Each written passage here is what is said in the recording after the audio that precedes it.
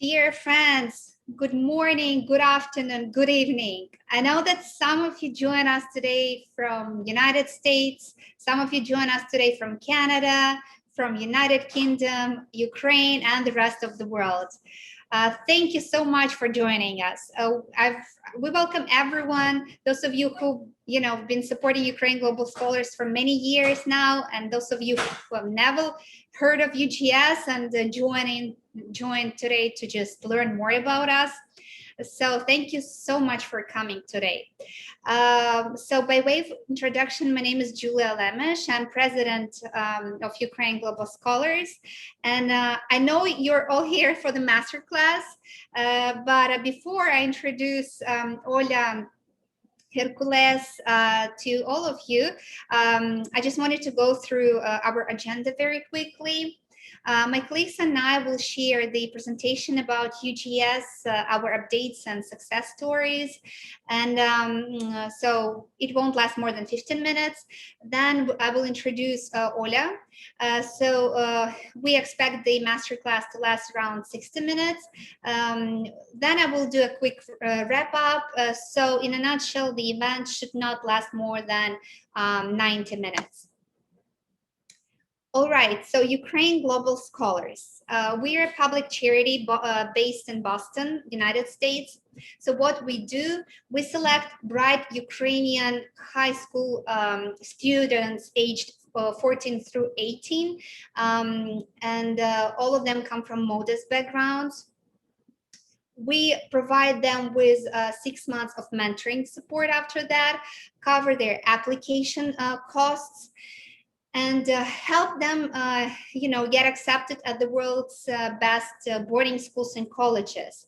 We've built partnerships with the boarding schools and colleges across the globe, and this is one of the ways how we help our students. Plus, we also help them find summer internships back home in Ukraine, because it's very important for us that our students start giving back to the program and Ukraine. And all of our students commit to come back to Ukraine within 5 years after the college graduation. So we also help them with jobs once they come back. Okay, so our key accomplishments today.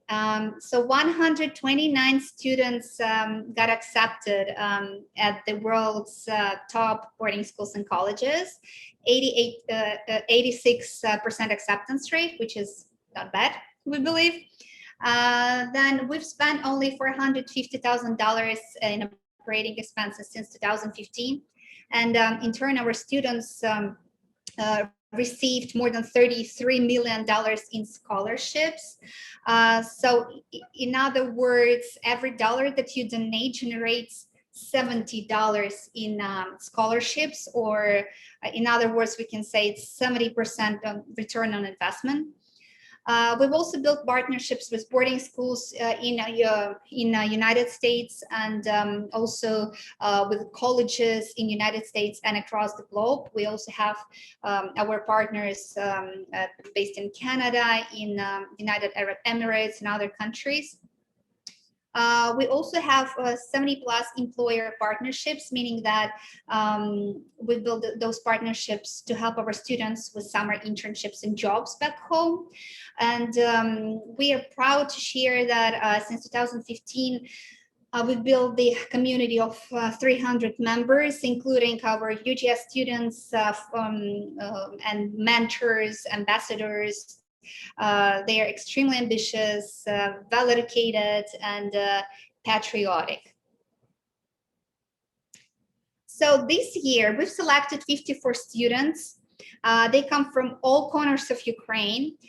And I will show you their pictures in a little while. And they are applying to boarding schools and colleges right now.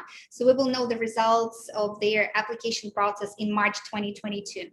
We've also selected 10 UGS junior scholars. Well, these students are not ready to apply this year, but they have great potential. We believe in them, and we train them for the next year application season. We're also proud to share that this year, we were able to facilitate placements of 67 UGS students at 78 summer internships. Some of them just committed to couple internships, which means that we actually doubled the number of internships since 2020, when we had only 40 internships. We've been also covered by leading US and Ukrainian media outlets. We're very proud of that, like Voice of America, Forbes Ukraine, Novaya Vremya, Kiev Post, and others. Also, we built new strategic partnerships, like with American organization called RISE, or American Chamber of Commerce in Ukraine, this is something we're also very proud of. We're also managed to organize more than 15 events. Well, they include the internal and external events, and also a series of community building activities. So now, you know, I just love to show those slides because they show the faces behind the numbers. This is our 2021 cohort. Well, you can see 50% of it here. Those students came to Kiev to take SAT test in October, again, that we cover for them. And they also had time for, you know, bonding on the main square of Kiev called Maidan Nezalezhnosti. Also, these students are Ilya Lazurenko and Tania Zhurman, freshmen at Minerva and Columbia. So both of them interned at Ukroboronprom in Ukraine. This is a state consortium, a strategic manufacturer of weapon and military hardware in Ukraine. And so you can see them captured at this organization in Ukraine. And Olia Vasilyev, she is studying at Connecticut College, and she was interning at the Sustainable Caucus Bezaiva within Verkhovna Rada of Ukraine, and she participated in one of the forums. So you can see her participating in one of those on this picture. I'm also happy to share that we've built, you know, new partnerships this year, like RISE in Ukraine. So one of our well, Dartmouth's partner contact has moved to a position of global outreach at Schmidt Futures, and now we work with them to raise awareness about the opportunities that RISE provides, you know, youth across the globe, including Ukrainian kids. And we reach out to our Ukrainian kids and just tell them that, you know, Ukraine Global Scholars is one of the best to the world's best colleges, RISE and others, and we try to tell them about all the opportunities in this world that exist, so that they can leverage. I also moved to another slide, and I just wanted to tell you that tell you more about our external events. So this event took place in June this year. That was a virtual event called UGS Internship Program, Generating Impact Through Hands-on Experience in Ukraine. We were happy to host Ambassador of Ukraine to the United States, Oksana Markarova, as our featured guest at this event. And you can also see another picture. This is the offline event that we organized the next day in Kiev with the help of Kiev School of Economics that provided us with the platform. We gathered more than 100 people, including UGS students, mentors, and also 15 Ukrainian employers that were able to interview some of our students right at Kiev School of Economics and even offered them internships. And this picture captures a meeting with the Minister of Finance in Kiev, Sergei Marchenko, and our students with the program manager, Helen Pitkorna. Okay, now over to Marina Baeva, our Director of Community Relations. She will tell you more about our community events. With COVID, with a lot of students now vaccinated, we attempted to do our first UGS reunion, totally informal, just the opportunity for everyone to get together at a Bobrivka camp in Connecticut. So you can see a lot of food in the best Ukrainian tradition, and you're here for food.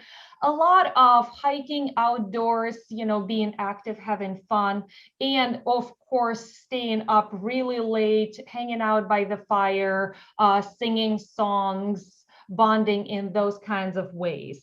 So we're continuing with the UGS community building initiatives and maintaining and building those connections so that we can hopefully in 5, 10, 20 years bring forward a new generation of Ukrainian leaders. Thank you so much. Back to you, Julia.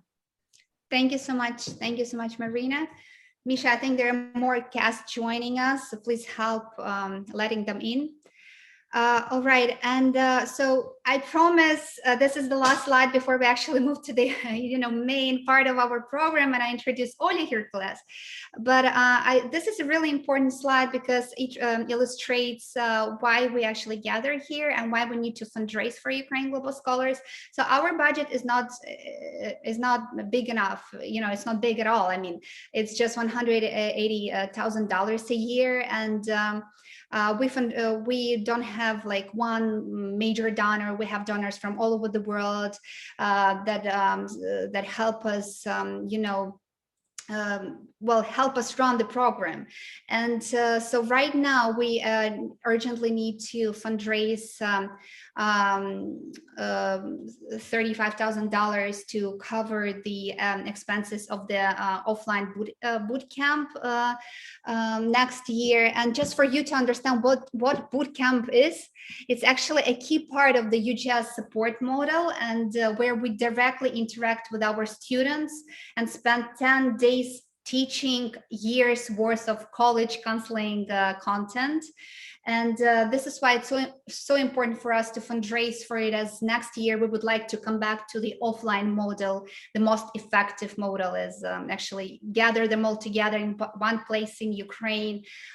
We used to do this in Carpathian Mountains, and we need to, again, we've scaled. So in order to accommodate 100 students, 60 new finalists, and 40 volunteers, we need at least $35,000 for 10 days of food, accommodation, and training.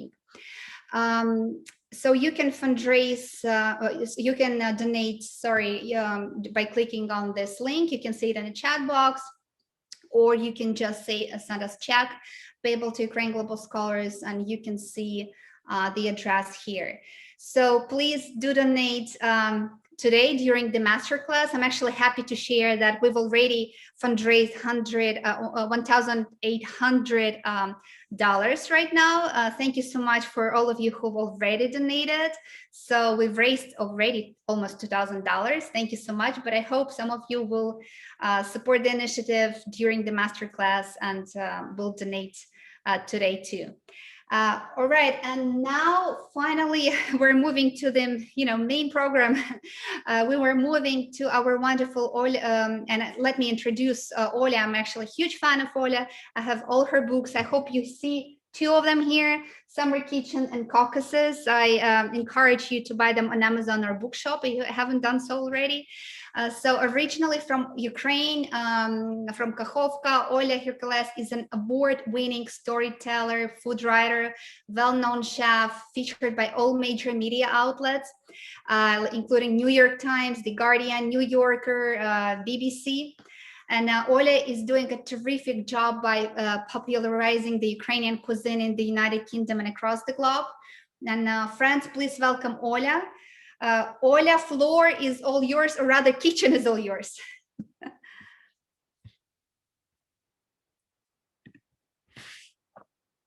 We don't hear you, you're on mute.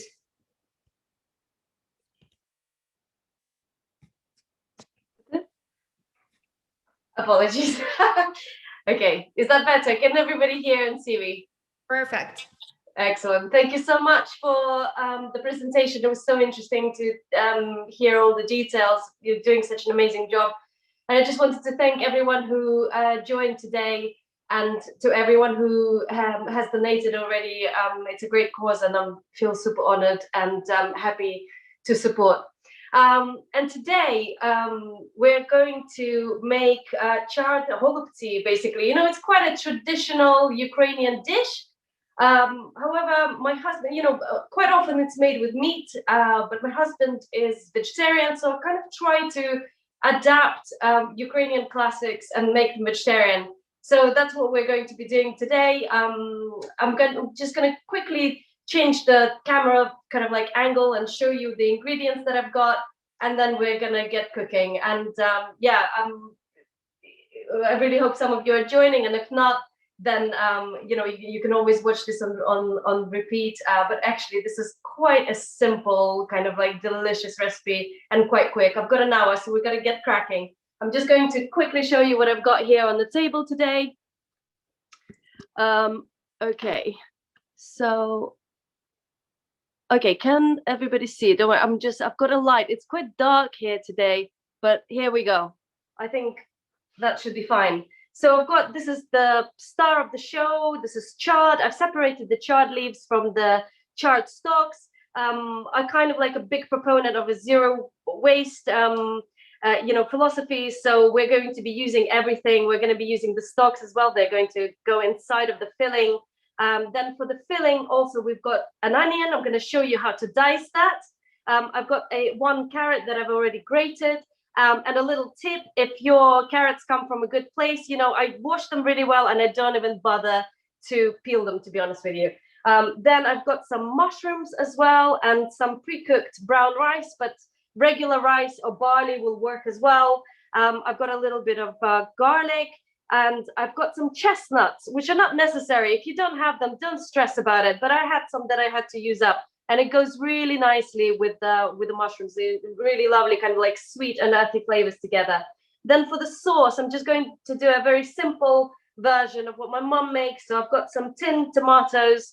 And I've got some creme fraiche. You know, if you're in Ukraine, you're probably using some beautiful smetana. I'm very jealous. But the French stuff that we can get in London is pretty good too. And then, of course, I mean, dill is life. I've got loads of dill here as well. So I'm just going to grab these chard leaves, and I'm going to stick them onto steam.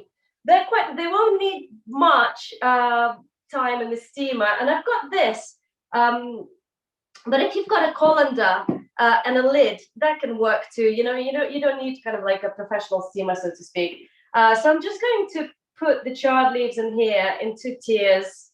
I've got about 25 chard leaves in here, I think. Some of them are smaller, some of them are bigger. I'm going to show you how to roll the smaller ones, you know, using 2 together.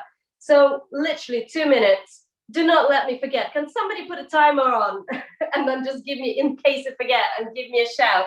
And I'm just going to kind of like, lost the chard leaf, just going to put it in here.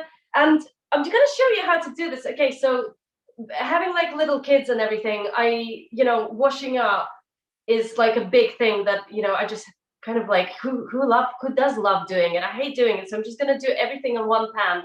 The filling, the sauce, it's quite a great kind of like way to make this recipe, and it's super quick as well. So I'm just going to clear the space quickly, and we're going to do a little bit of prep.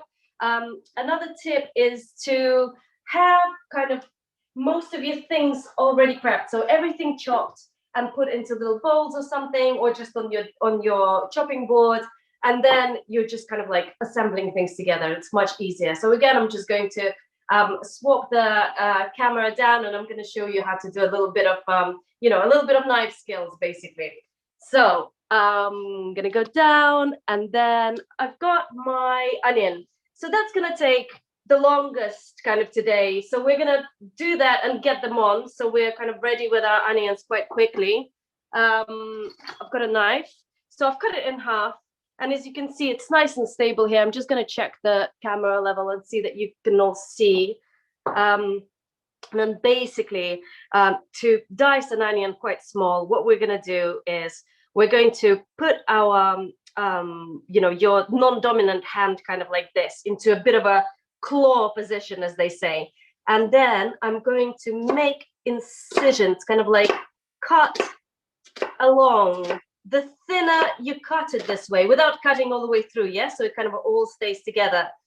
And then I'm just going to cut this way, and the thinner you make this, the smaller the dice, but it doesn't actually, you know, this is home cooking. It doesn't have to be like tiny, tiny dice. This will be fine.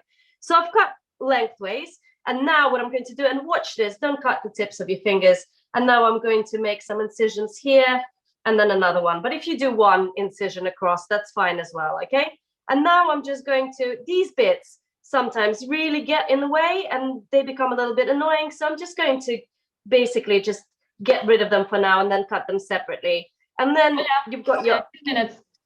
Yeah, We've got 2 minutes 2 minutes for the chard. Yeah. Oh, amazing. Thank you so much. That's perfect. Yeah, and my chart is great. So what I've done, you know, I'm just going to show you quickly what it looks like.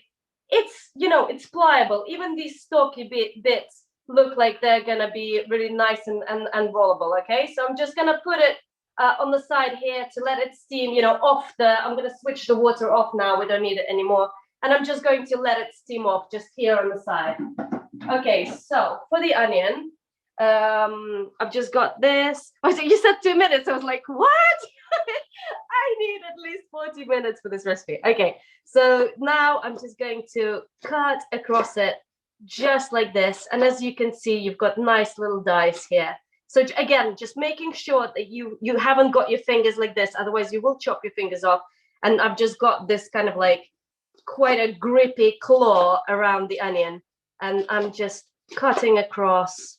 And if you're practicing, you know, if you haven't done this before, don't rush. Take your time.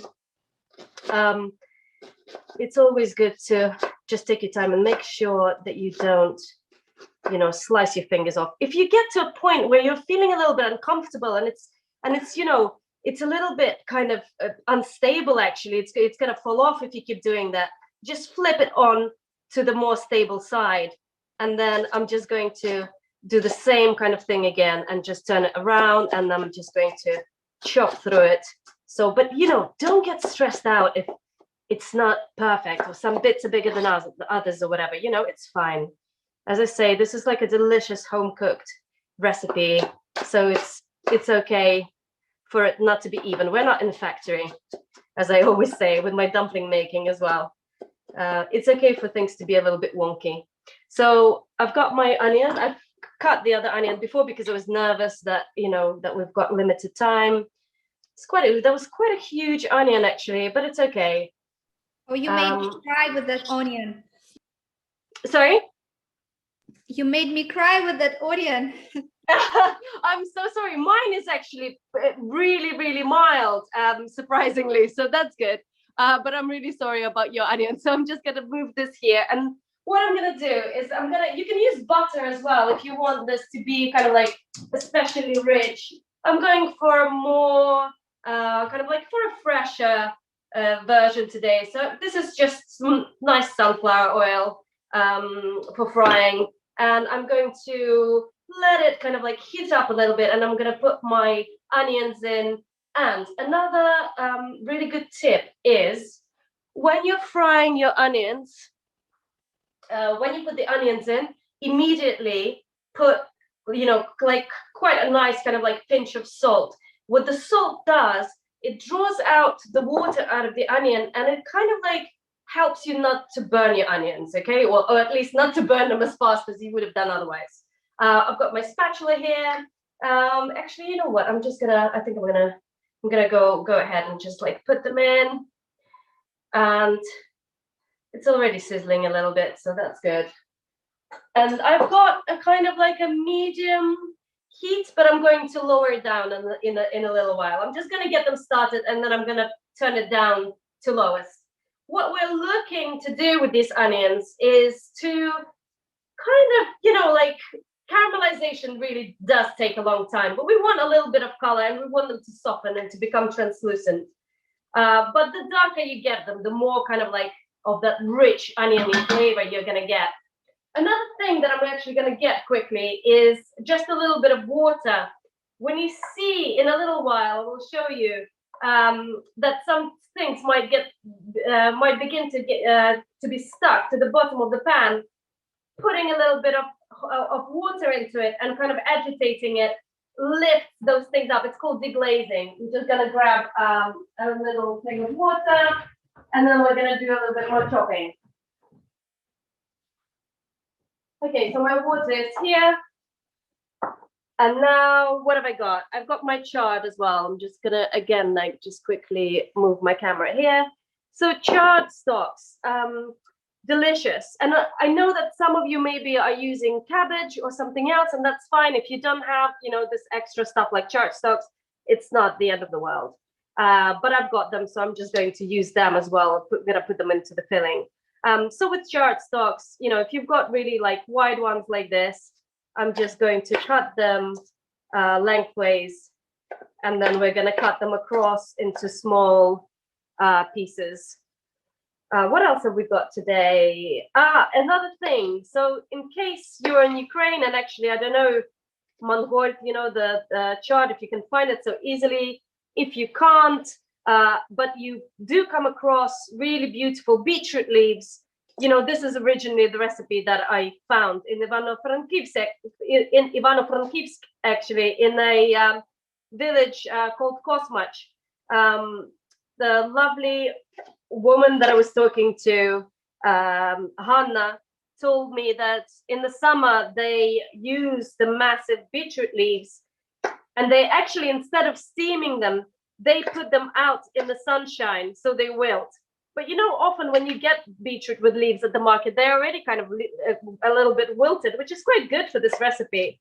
So you just give them a good wash, and then you can use them instead of chard, like I will be with chard today.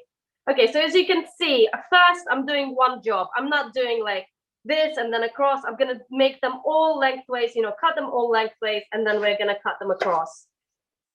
This is kind of like a very good, another good tip or rule that we use in catering, doing, you know, first one job and then another. And keeping your everything, give your onions a bit of a stir so they don't get burnt. And another thing is, especially if you're cooking for something like Christmas or for loads of people, well, any time really, is to keep your space fairly clean. So for example, if you would have been cutting and peeling your onion beforehand, you know, having something like this on your, you know, on the plate, on your surface where you're working for, to use instead of a bin is a really useful thing. So you don't keep going to the bin and back, and you know, you're just like wasting too much energy and time. And then here, if I have my little bin, and then when I do my garlic or whatever, you know, I just put it in here, and that's easier. Okay, so I'm nearly done with my chart. As soon as I'm done, I'm going to show you another cool little trick that I've figured out for myself in terms of mushrooms. Because, you know, as I say, we're all extremely kind of like, I'm sure like all of us love cooking, but life also, it can be quite busy sometimes, you know, especially for those who have kids or who are studying or, you know. So here we are almost there with the chard. So I've just kind of like cut it into thinnish pieces. And then I'm just going to grab bits of it. And with this kind of like rocking movement, again, don't forget about the claw and don't forget about your onions. I'm just going to lower the heat on the onions so they don't get burnt, but they're smelling wonderful. I don't know if there's a better smell than kind of like frying onions or garlic. Such a good homely smell. So I've got my claw, and I'm just, you don't have to do it as fast as I'm doing it, obviously. You can go a little bit slower if you're practicing your knife skills. And of course, you don't have to do this. You can also just go, you know, go up and down with your knife. That's absolutely fine. But it kind of like, for something like this, it works really well if your knife is going into that, in that kind of motion. Okay, so I've got my chard. I'm just going to put it to the side, and I'm going to do it with this one as well. Okay, so with these fingers here, I'm kind of, you don't have to take as many as I have done, but with these fingers here, you're kind of holding it, and here you're clawing it, okay? And then chop, chop, chop, chop, chop. Such a beautiful color. I love rainbow chard. And if you don't have it, don't stress. It's just so I don't waste it, basically. It will cook down really nicely with the onions and the mushrooms, and we'll add, we'll add an earthy kind of like sweet flavor as well. So I've just chopped through my chard. And I'm just going to grab a bowl, the same bowl that I had my onion in. Just my onions, my heat here with the onions is just a little bit too low. So I've just raised it a little bit. You know, you can play around with it. And kind of listen to it as well. My grandma Lucia used to say all the time, you know, she always used to make a big point about not just smelling and looking at your cooking, at what you're cooking, but also to listen to it.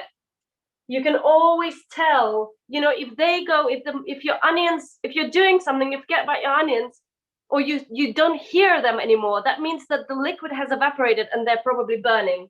So, you know, listen out to your food. So I've got my chard here, my mushrooms.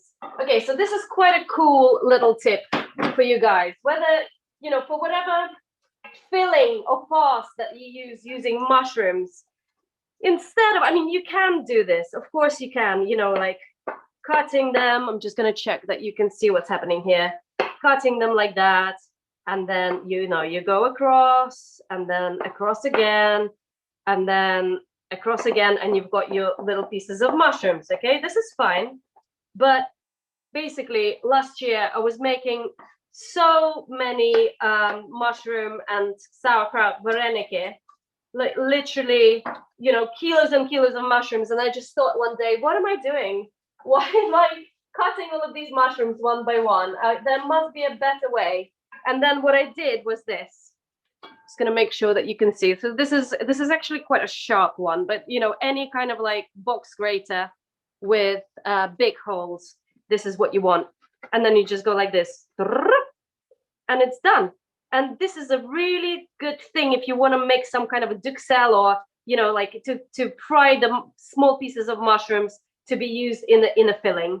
I find that it's a really, really efficient way. So I'm just holding my mushroom here, and then I'm just very quickly kind of like turning it into small pieces.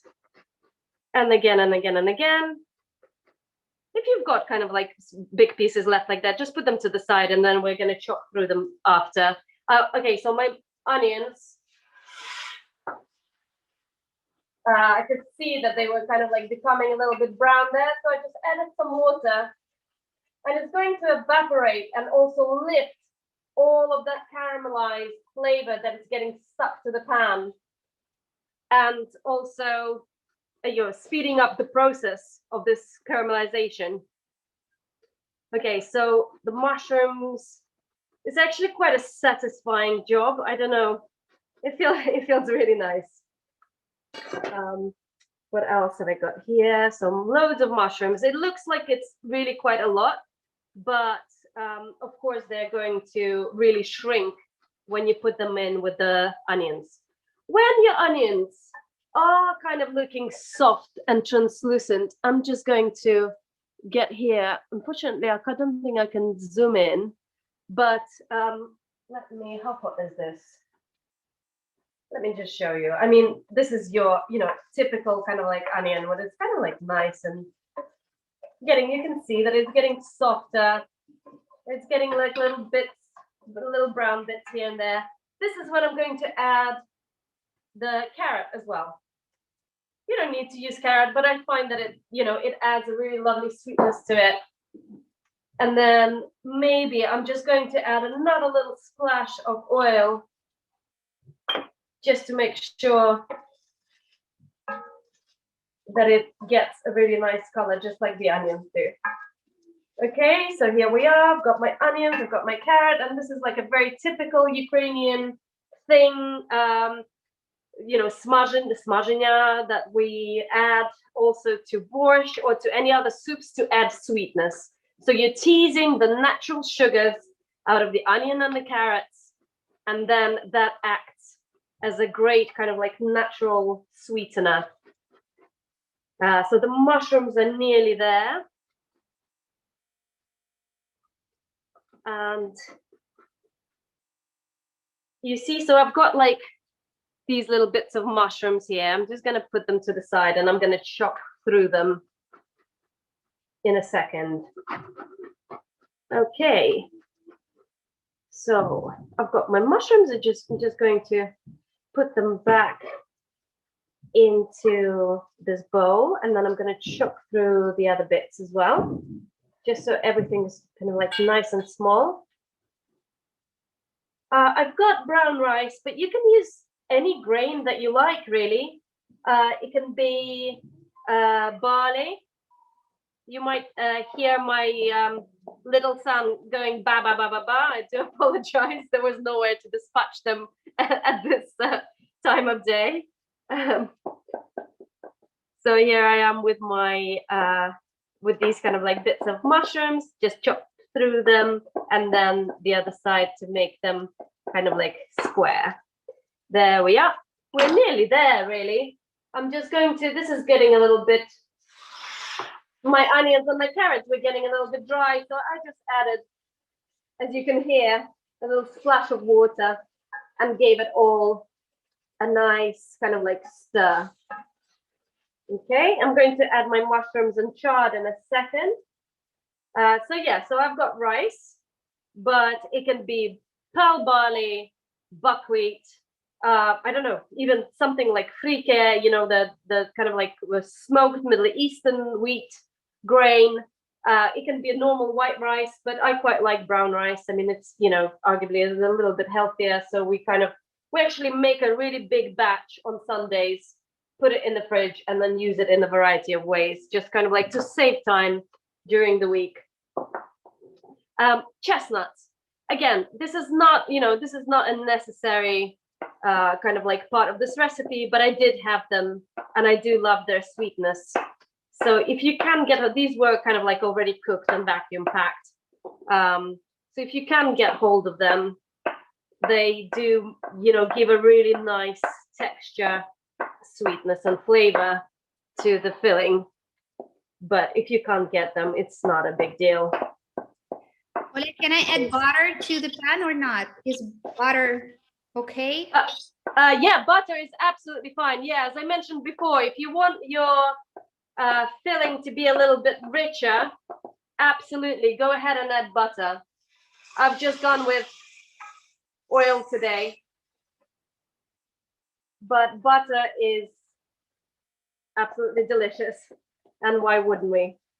Okay, so here we are with my chestnuts, and I'm just going to, I think we're pretty much done. I'm just going to quickly actually do the garlic for the sauce, and then we're done with the chopping, and then we can just, I can kind of, you can see my face and I can chat to you a little bit whilst I cook the rest of the stuff.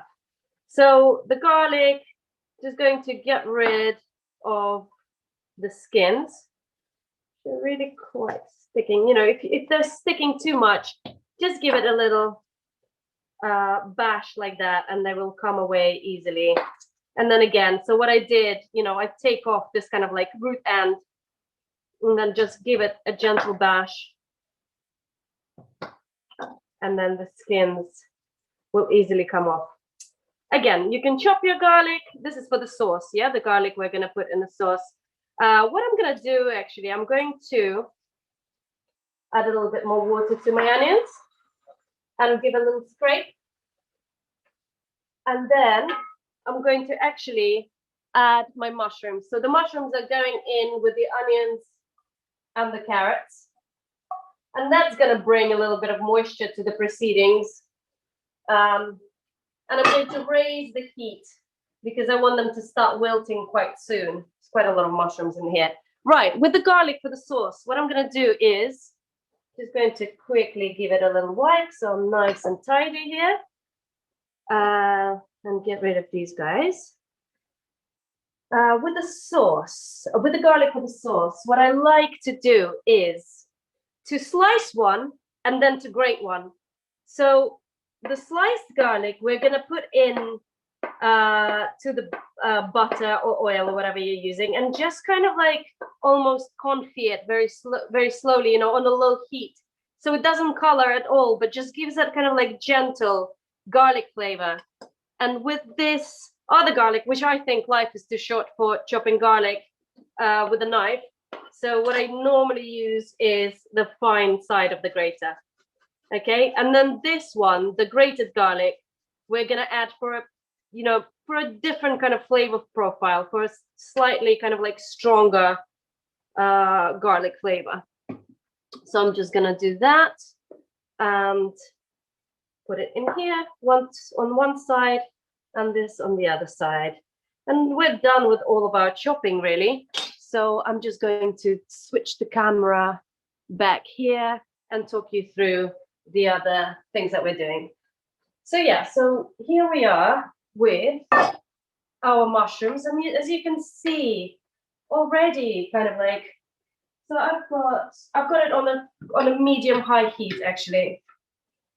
So already the mushrooms are going down, the carrots and the onions.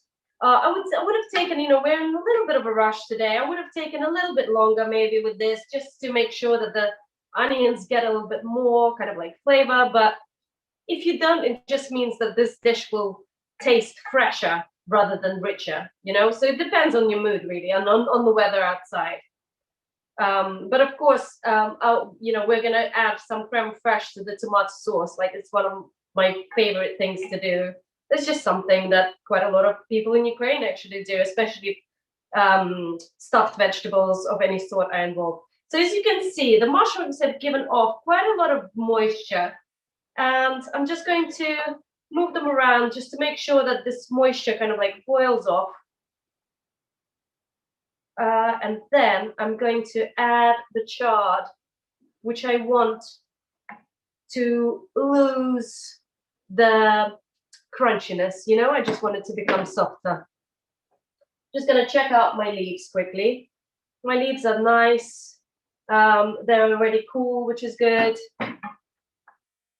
Quite a lot of moisture coming out of these mushrooms, but that's fine. I'm just moving them around just to let that water boil off, and maybe for the mushrooms to actually get a little bit of color with some luck. Just going to give them a tiny bit of time. And yeah, going back to the leaves, so chard is just something that I like to use because, well, I grow it in the garden, to be honest with you. This year the snails have annihilated it, so I actually bought this one, but normally it grows like a weed. It's quite easy to grow, and it's such a nice thing when you know, when you could go with your kid, like with my older son, and just say like, oh, can you pick up some chard?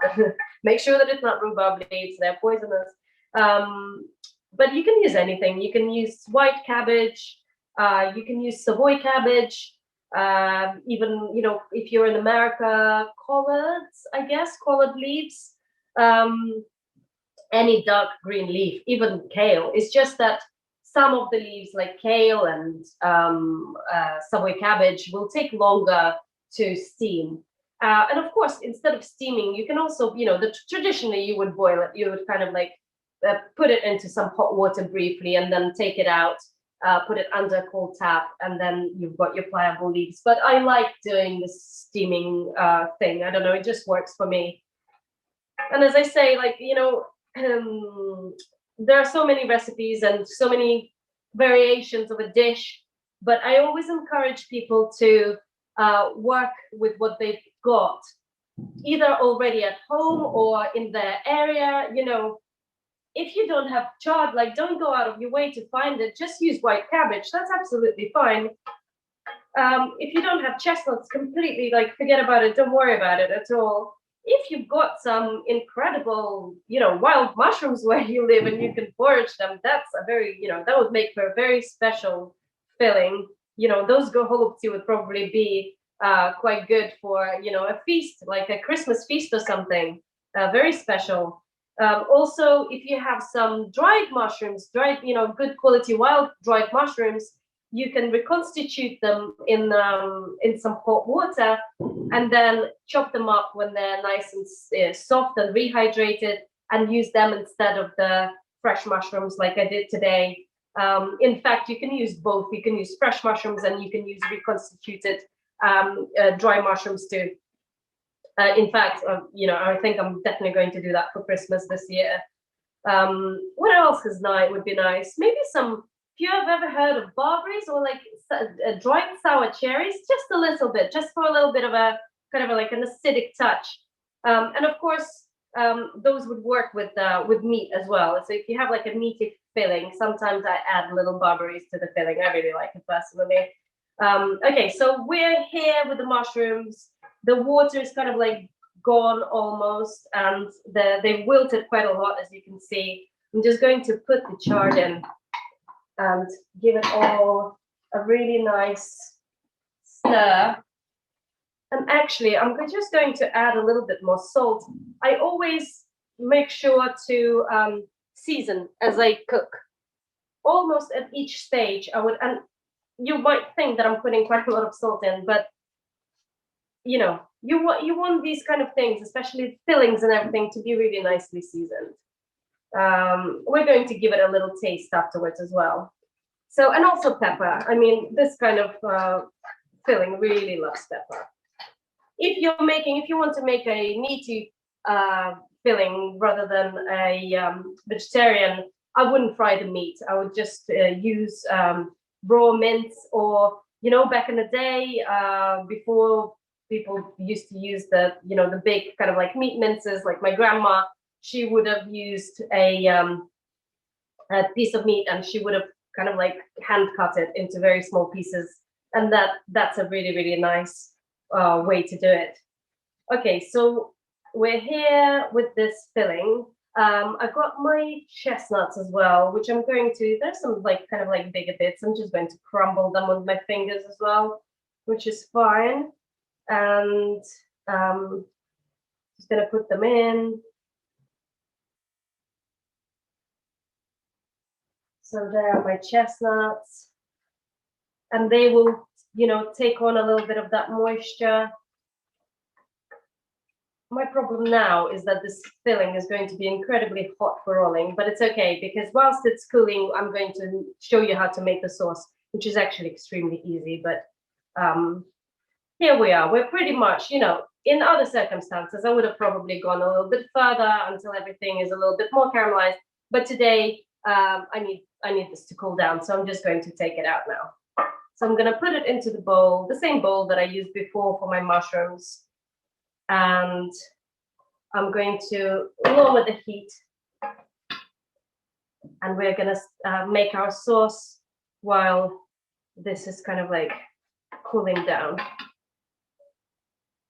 Because if it's going to hurt actually to try and roll if your filling is this hot.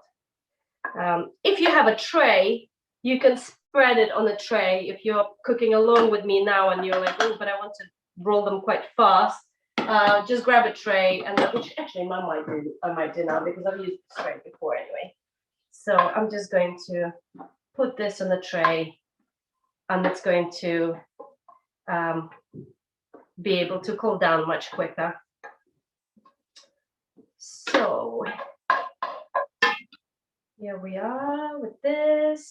Once I add the rice, I'm going to give it a really good stir, and then I'm going to taste it as well to make sure that it's really nicely seasoned. I'm going to get a better spoon than this, so maybe even this ladle.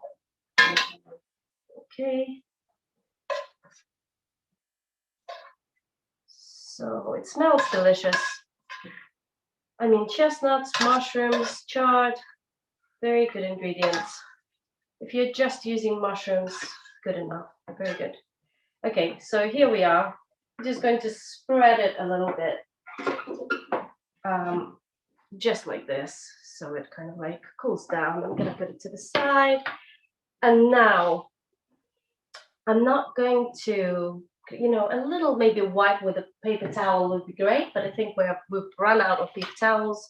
So I'm just going to kind of collect this and take it out. It's not a big deal that there's little bits of filling still in the pan. It's all kind of the same dish anyway, so that's fine. So I'm just going to take these out, put them into a bowl, and then have I got some butter? Some butter would be nice, but I think we've run out. So I'm just going to use oil again, but you can use butter. So I'm just going to put some oil in, and then first of all, we're going to use the the garlic slices. And as you can remember, you know, I don't want them to color too much at all. I want them to just give off a really nice kind of like gentle flavor. And I'm going to bunch it all together here on the edge of the pan where it's not. I'm just going to check that I'm still running and that it's all going well. Yeah, okay, cool. So yeah, just put my heat is on kind of low, and I've got my garlic just here on the edge of the pan. So it's not in the center where it's like super hot. And it's just going to give off, it's really like kind of like mild flavor. Just gonna give my filling a quick stir just to let all of that heat and the steam out, because I need it to cool down for me to be able to show you how to roll our charred rolls. Okay, so this is here. I'm just gonna give it another little bit of time. And then I got my tomatoes. This is kind of like a one tin. It's only the four of us in the family here. But, you know, you can use 2 tins of tomatoes if you want a little bit more sauce. So the garlic is kind of good. I can see that I've got like a little bit of a brown thing, but I'm gonna put the tomato in soon. I've got them in kind of like in big pieces, which is why I've got a little masher here. But you can usually get your passata, you know, when it's already chopped. So this is good. It's let off the steam. I'm just gonna put a little bit in and kind of do a little bit of this to get those brown mushroom bits off, and then I'm gonna put it all in. I'm putting it all in, and then I'm gonna take my potato masher. I'm very Ukrainian. I'm pretty sure that it's my grandma's or my mom brought it. And then just give it a nice little mash. Also, I did add a tiny bit of water to my tin and kind of like swirled it around. So there's 1 tin of tomatoes and just a tiny bit of water just to make sure that I got all of that tomato out of the tin. That's quite a good way to do it. Okay. So, I mean, we are almost there. My mom at this point would definitely add some sugar, but the tin tomatoes that we get here, I think they have quite a nice amount of sweetness, and also the filling with the chestnuts and everything else is quite sweet, so I'm not going to add sugar now. I am going to add some salt, and now I am going to also add the minced kind of like grated garlic as well, and I'm going to raise the heat a little bit and just give it a little swirl. I have a feeling I'm just going to add a tiny bit more water to the sauce now, just to make it a tiny bit saucier. Just 1 sec. Literally half a small cup. Just gonna put that in. Olia, I think a raised hand here. Yeah, please. Yes, I have a quick question, Olia. You mentioned a tin of chopped tomatoes. Can you give us in grams or in ounces? Are you talking about what quantity? The tins of tomatoes, we've got them in 400 grams. 1,200. 400 grams, yeah, that's 1 tin of tomato. Thank you. No worries. But as I say, if you've got a bigger family, you can go ahead and add 800 grams of tomato. Right, got it. Thank you. And also, you know, another like great thing to do with these, if you do make a really massive batch, And then by the end, you're like, oh God, I'm a little bit bored of the holubtsi and I want to do something else. And that's not my idea. That's something that my husband did. He basically just chopped them up and stirred it through the sauce, and we served it with pasta. And it was such a delicious sauce. It's something that I wouldn't, I'm so stuck in my kind of like traditional holubtsi recipe, I wouldn't have thought of that, but he did that. And I really loved it because you've got all of the good things. You've got a bit of chard, a bit of mushroom and onion, and it really, really worked. So the smell here is really wonderful. I'm going to add now some of the sour cream here. Maybe not all of this, but just a bit, just to give it, and yeah, as I say, this just gives it a softness and a creaminess. And I really highly recommend it. Doing this to your tomato sauce, even if you're making something like a tomato sauce for, to have with pasta or something simple like that, it just gives it a certain je ne sais quoi. I don't know, smetana is life. Another thing that I'm gonna do actually, very quickly, so this is bubbling away. I'm gonna switch the camera on because we're gonna start rolling in a second. Another thing that I do, because I love dill, I'm a massive dill fan, but you don't have to do this, but I do love it. Just 1 second, I'm just gonna go down here so you can see me rolling and everything. So some of the filling can go here. With dill, and I've got like a really nice bunch here. You can use the leaves afterwards to, kind of like decorate or just put it over just so it looks really nice. But these stalks, I really love. Maybe the very ends are a little bit, like tough. So I'm gonna put them in compost. But the rest of them have such a wonderful flavor. So I'm just going to put them into the filling. But as I say, I am a really, really big dill fan. If I decided to get a tattoo at some point, which I never will, but if I did, I probably would tattoo dill on my body. I really, really love it. So just going kind of like up here, just getting all of these stalks in. And then, you don't waste them. And I'm just gonna put it into the filling along with the rice. So I've got 250 grams of cooked rice here. And this is brown, long grain rice, but you can use basmati or anything you want, any kind of like, this is gonna make a lot more, I have a feeling, kind of filling than what I have in terms of chard, but that's fine. You can use it in other ways, like my kids would just eat it as because it's got the rice in it already, so it's fine. So I've got the rest of my filling here, which I'm just gonna, it's all kind of like feeling quite, I'm not gonna put all of it in, I'm just gonna put this in. Just gonna give it a nice stir, put this dill to the side, and I'm going to taste it. I'm going to make sure that, because you've added the rice now and everything, and we want to make sure that it's nicely seasoned. I'm just going to lower the sauce so it's not bubbling away too much, and I'm going to grab a little and taste it. It's delicious. I'm just going to add a little bit more salt. And actually, I'm going to add a little bit more pepper. And it's nicely cooled down by now as well, which is good. So I can work with it.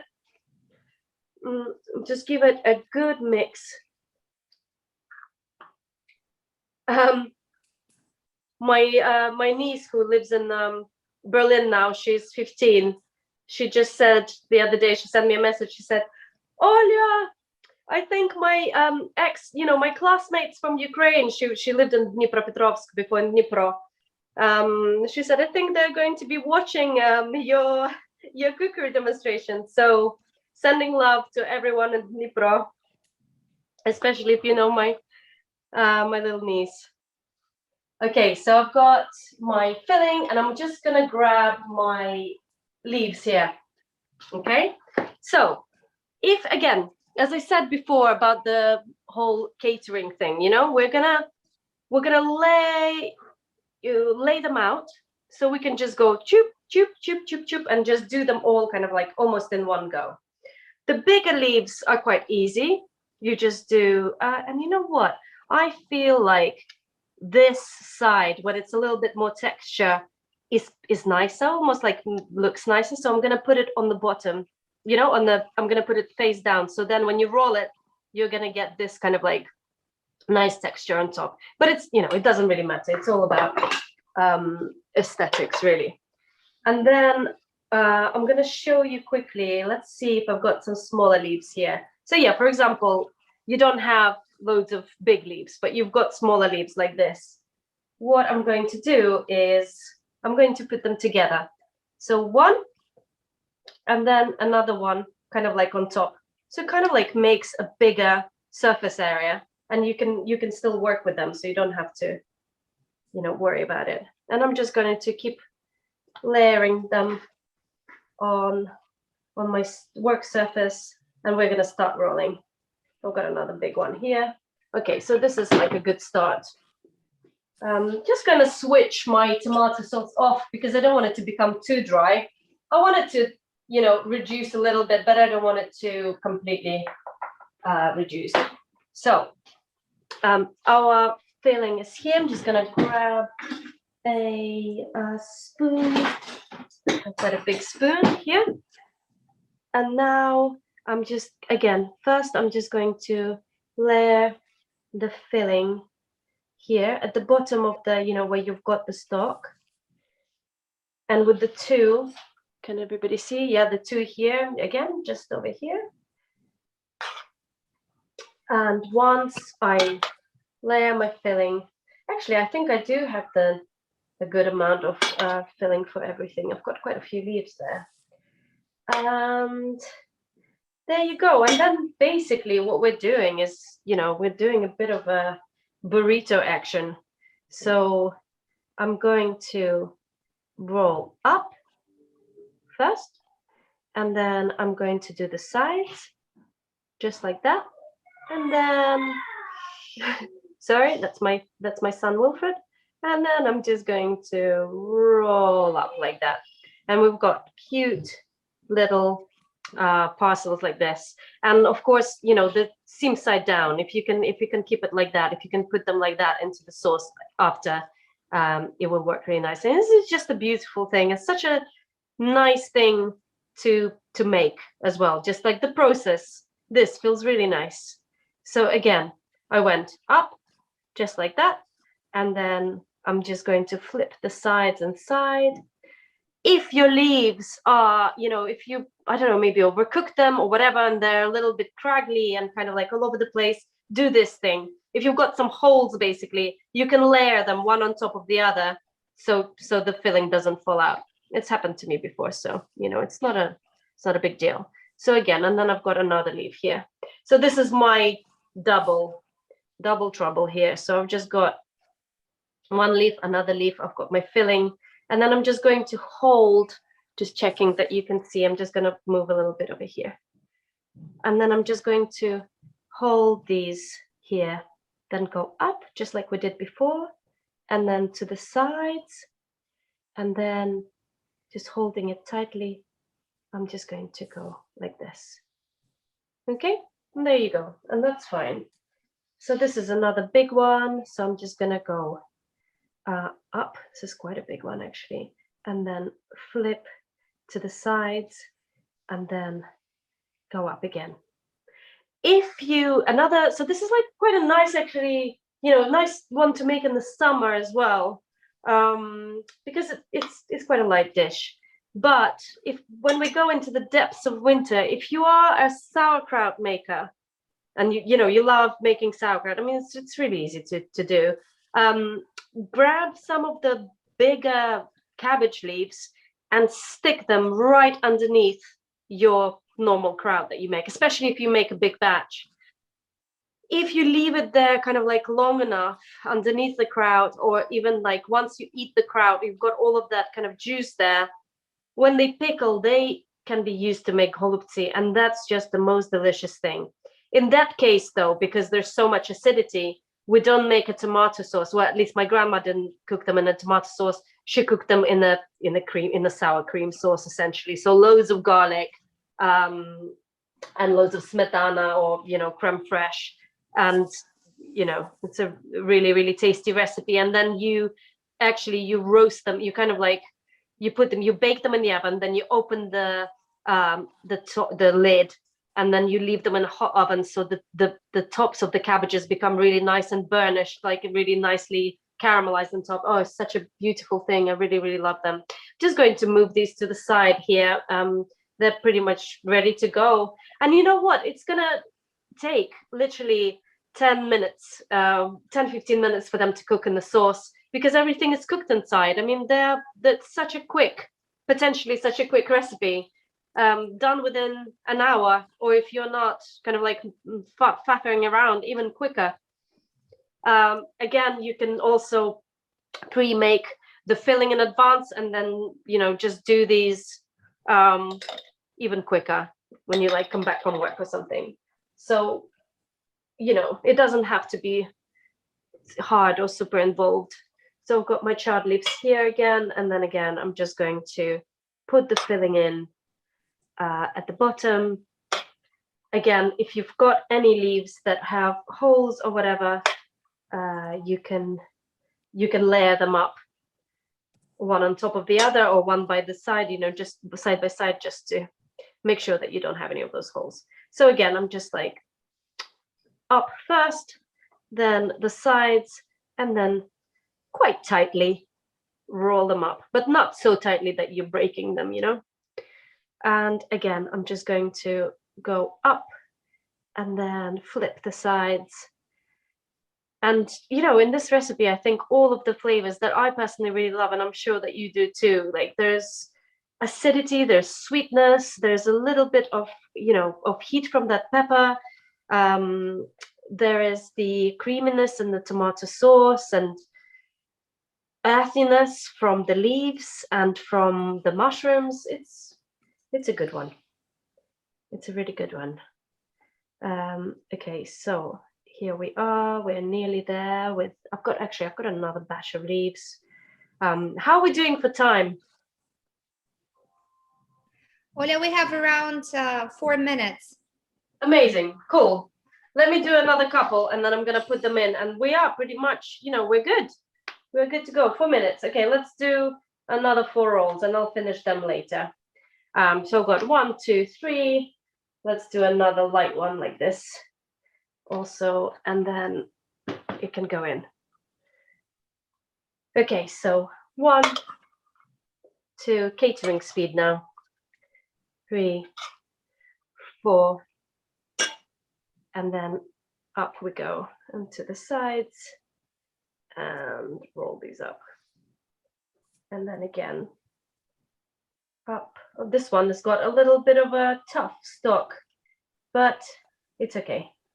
I'm actually happy to share that we've so far we've fundraised $5,500, which is amazing. Thank you so much, guys, for for donating to UGS. It means a lot to us. Again, we're sponsored by people like you from all over the world. You know, like every cent counts. So thank you so much. And yeah, so it's more than 1/7 of the boot camp expenses for the Ukraine Global Scholars kids next year, for the next year's cohort. Hopefully it will happen in the same place, Slavsky, Lviv Oblast in Ukraine. So we're holding another fundraiser tomorrow in Philadelphia, United States. Please go to my Facebook page Julia Lemesh, and find the details there, or our Ukraine Global Scholars page on Facebook. Yeah, please like it, follow it, and you'll find, lots of opportunities for Ukrainian kids. If you know anyone who lives there, please ask them to follow our page. It has lots of useful information. So tomorrow we're holding another fundraiser in Philadelphia, and hopefully by the end of this weekend, I'll be able to say that we will cover the expenses of the boot camp next year. Yeah, and I see Olia is now moving our holubtsi to the pan. Yeah, we're just moving the holubtsi to the pan. I'll quickly do it, so I'll close this gap here. But this is such fantastic news, guys. Like, thank you so much. Yeah, it just feels like a really beautifully spent Saturday afternoon. I wish that you were here in person and we could have interacted a little bit as well. I do miss that very much. But, you know, I feel also really lucky that there's an opportunity to connect with so many people from all over the world, and and to help the Ukrainian global scholars as well. This is a great Saturday afternoon. Feeling really, really happy. And voila. And about, you know, everything is cooked. Really, you just need to warm them through, essentially. So you can even do that in the oven if you're worried about anything on around 170 degrees Celsius. Sorry, I don't know what it is in Fahrenheit. But on the hob as well, just like this is fine on a kind of a slightly lower heat. And I'm just gonna move the camera, and I hope you can see me. Just wanted to say thank you so much again. It was just brilliant hour. Thank you, guys. Thank you, Olia. Can you please just hold on for a second, smile, so that Tania, Yes. Tania Zurman or Zhenya could take a wonderful picture of you. Yeah. Yeah, and guys, if you have anything to share, like if you already done your holubtsi and you can show them to us, would be amazing, so we can have a group picture here. These are my holubtsi. 1 second, and if you see them, so this is them. Yeah. We can unpin Olia and put everyone on the screen so that we can see the whole group. Right. Girls will do this, right? Zhenya or Tania, yeah, I'll do it. Yeah. Perfect. Thank you. You can do the gallery view and we can take the picture. So when I say 1, 2, 3, we all smile. Okay. Holubtsi on the background. 1, 2, 3. Yay! Say holubtsi. Yay, holubtsi. Say holubtsi. That's amazing. Thank you so much, guys. Thank you, Olia. Thank you for this amazing masterclass. Well, we definitely improved our cooking skills here. Thank you for having me. Absolutely. And now let me share my screen so that you can see my screen, right? Okay, so let me just wrap up this wonderful event. I just want to say thank you to all of you for joining us today, for listening to our leadership team presentation, and of course for cooking along and following the master class with our renewed, well-known chef Olia Hercules. And please feel free to go to our webpage, UGS Foundation, or follow us on Facebook and learn more about how our program works. Also, please feel free make a donation to support UGS after the event, or just spread the word among your friends. That would help us a lot. Or just subscribe to Amazon Smile and just click on Ukraine Global Scholars Foundation there, so that, you know, partially Amazon donates to UGS through all the purchase that you make. And this is absolutely totally free for you. Or if you're interested in supporting Ukraine Global Scholars in any other way, please contact me. Here's my contact details, j.lamish@UGS Foundation. Yeah, I just want to thank Olia again. Thank you so much for agreeing to actually hold this masterclass, to perform this masterclass online from London. I know how busy you are, how many things you have on your agenda, and you know, it is just means so much to us. Thank you so much. We fundraised $5,500 for this 1 hour, so I feel very good about this morning already. It's a great start of the day, or you know, for some of you, great finish of the day. So. Thank you, Olia, again. I also wanted to thank our partners for spreading the word, Ukraine Global Shapers Community Kiev, Professional Government Association, US Ukraine Business Council. They spread the word about this event. And of course, to our wonderful Boston friends of UGS, without the support of them, you know, this event would not be possible. All of them, all of their names and faces you can see on the screen. So thank you so much. And now I just want to applaud and to all of us, actually, to Olia and to all of us for doing this. And hopefully now we'll be able to enjoy the holubtsi that we all made. Thank you so much, friends. Have a wonderful day, and let's stay in touch.